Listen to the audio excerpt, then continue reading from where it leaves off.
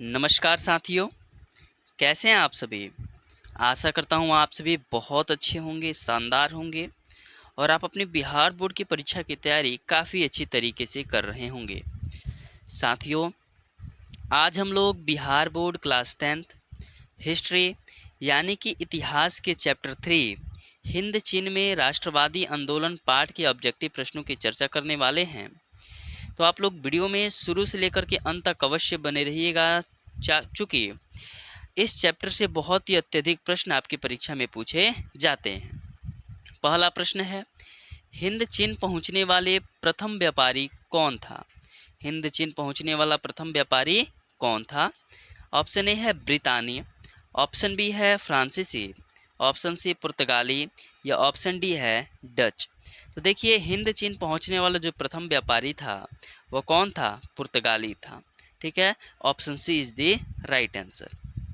दूसरा नंबर प्रश्न है साथियों कि हिंद चीन क्षेत्र में कौन से देश आते हैं, चीन, वियतनाम या लाओस। ऑप्शन बी है हिंद, चीन, वियतनाम, लाओस। ऑप्शन सी है कंबोडिया, वियतनाम, लाओस या ऑप्शन डी है कंबोडिया, वियतनाम, चीन और थाईलैंड। तो आपका सही उत्तर हो जाएगा कंबोडिया, वियतनाम और Laos. Option C is the right answer.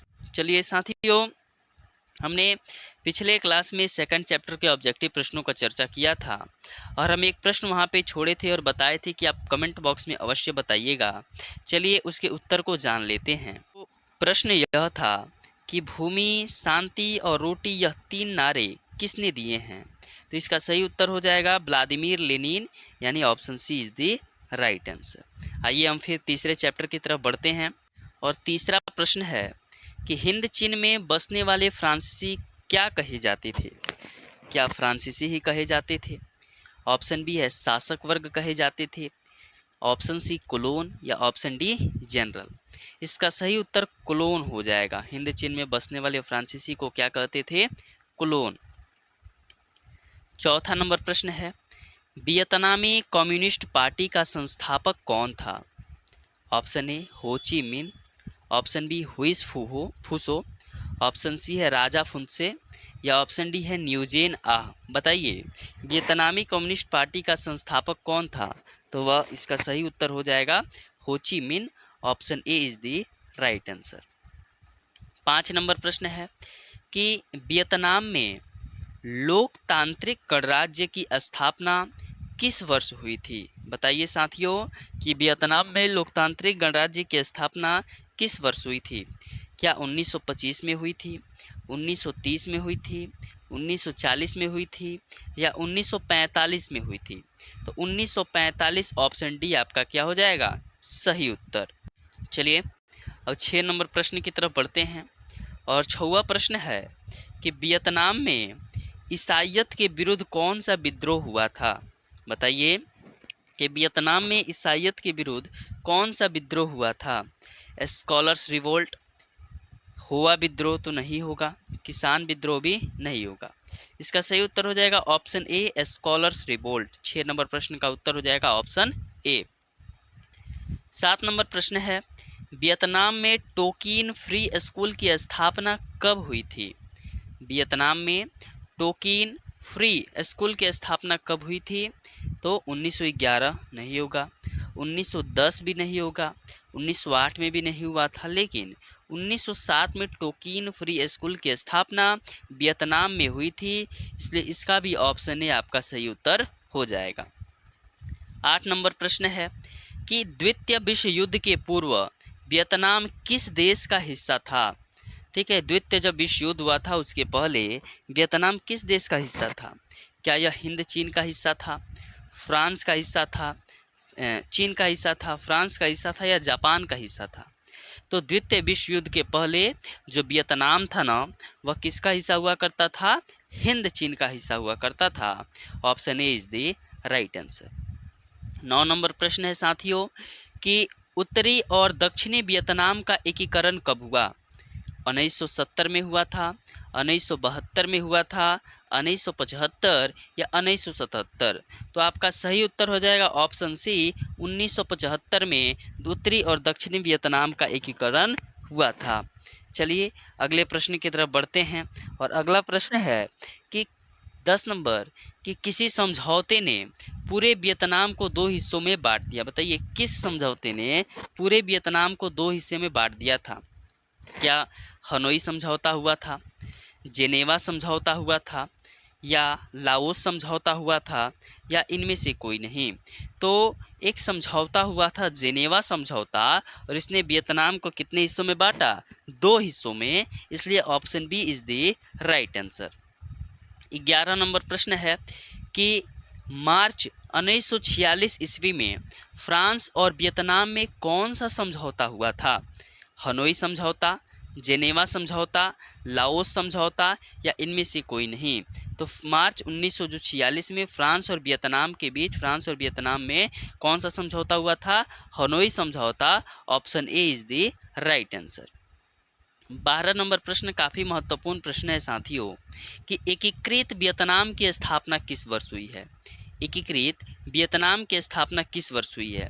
क्या 1978 में हुई है? नहीं। 1977 में? बिल्कुल नहीं। 1976 तो होगा ही नहीं। तो एक ही ऑप्शन बचता है, ऑप्शन ए 1975 में एकीकृत वियतनाम की स्थापना हुई थी। 13 नंबर प्रश्न है कि यह तो काफ़ी महत्वपूर्ण प्रश्न है साथियों कि the history of the loss of Vietnam, the history of the loss of Vietnam किसने लिखा है?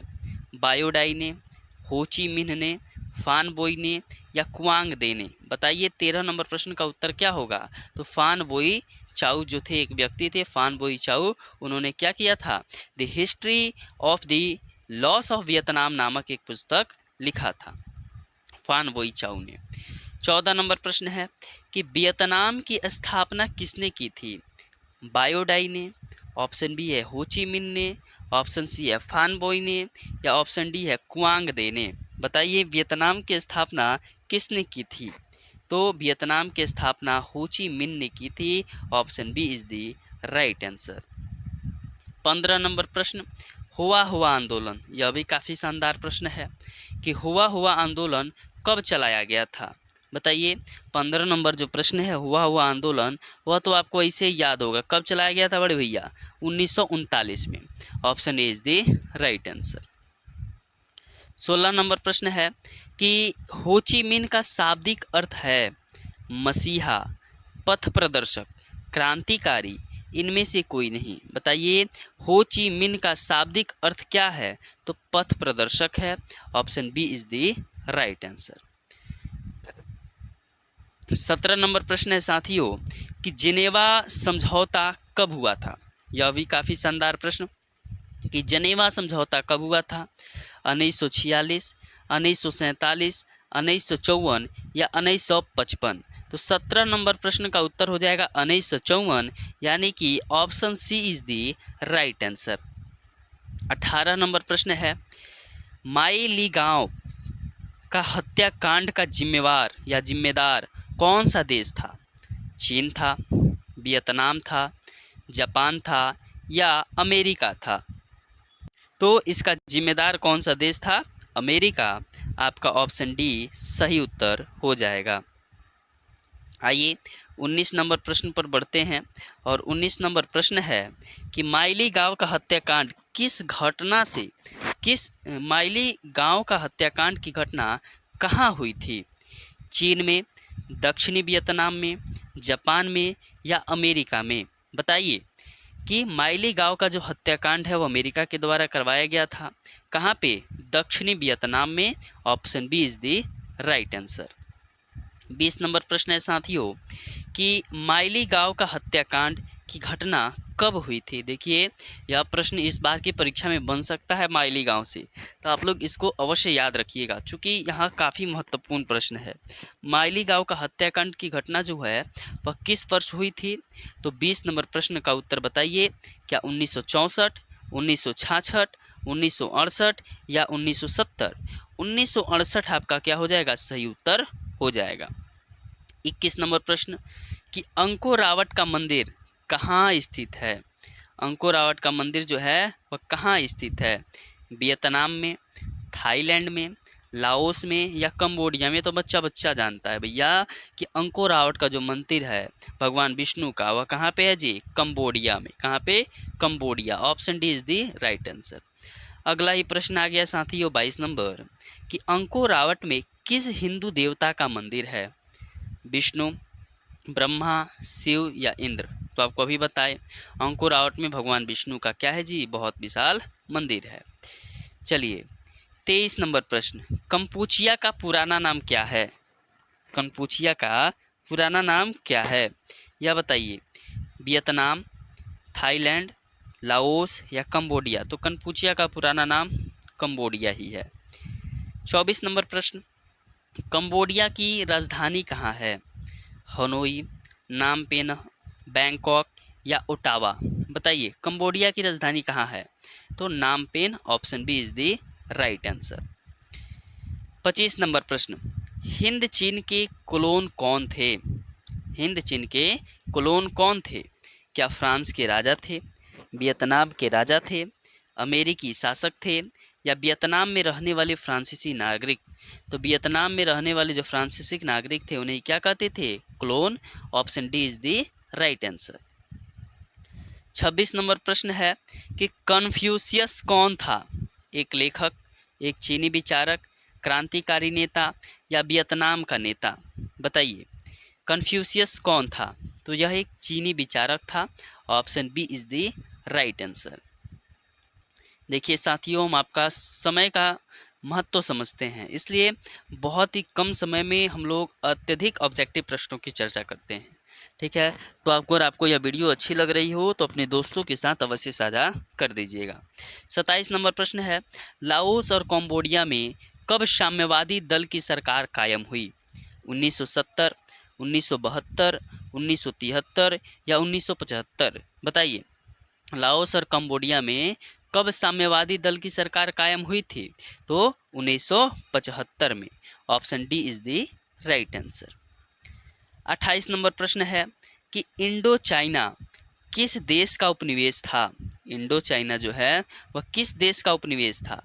अमेरिका, फ्रांस, इंग्लैंड या जापान?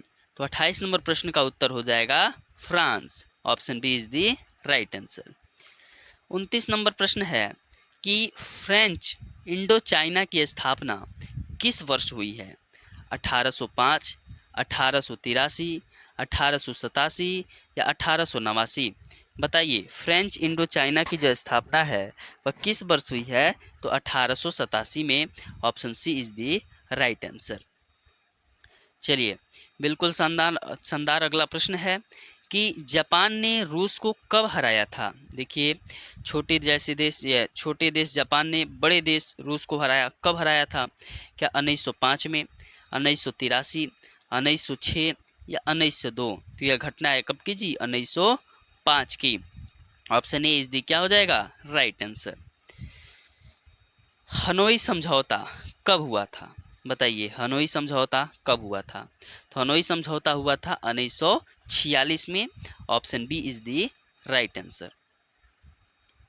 32 नंबर प्रश्न है कि नरोत्तम सिन्हानुक कहाँ के शासक थे? नरोत्तम सिन्हानुक थे वह कहाँ के शासक थे? क्या वियतनाम के, लाओस के, थाईलैंड के या कंबोडिया के? तो यह कंबोडिया के शासक थे। Option D is the right answer. 33 number प्रश्न है कि पेरिस शांति समझौता कब हुआ था? क्या 1972 में, 1974 में, 1976 में या 1978 में? बताइए पेरिस शांति समझौता कब हुआ था? 1974 में। Option B is the right answer. 34 number प्रश्न है कि अंकोर वाट के मंदिर का निर्माण कब कराया गया था? 8वीं शताब्दी में, 9वीं शताब्दी में, 10वीं शताब्दी में या 12वीं शताब्दी में? बताइए अंकोर वाट के मंदिर का निर्माण कब करवाया गया था? 12वीं शताब्दी में। Option D is the right answer. अगला आज का अंतिम प्रश्न है कि अंकोर वाट के मंदिर का निर्माण किस शासक के द्वारा कराया गया था? श्री कुमार बिल्कुल गलत, राजा रामदूत बिल्कुल गलत, नरोत्तम सिन्हानुक होगा ही नहीं। सूर्य वर्मा द्वितीय के द्वारा अंकोरावट के मंदिर का निर्माण करवाया गया था। भगवान विष्णु का था, 12वीं शताब्दी में करवाया गया था। ठीक है, चलिए आज के लिए बस इतना ही रहने देते हैं। आशा करते हैं कि आप सारे प्रश्नों को समझ करके याद जरूर कर लिए होंगे। अगर किसी कारणवश अभी तक आपको याद नहीं हुआ है तो आप इस वीडियो को फिर से एक बार अवश्य देख लीजिएगा, आपको अवश्य ही सारे प्रश्न याद हो जाएंगे। मिलते हैं अगले वीडियो में, और अगले वीडियो में हम लोग चैप्टर 4 ठीक है कि ऑब्जेक्टिव प्रश्नों की चर्चा करेंगे। बहुत बहुत धन्यवाद।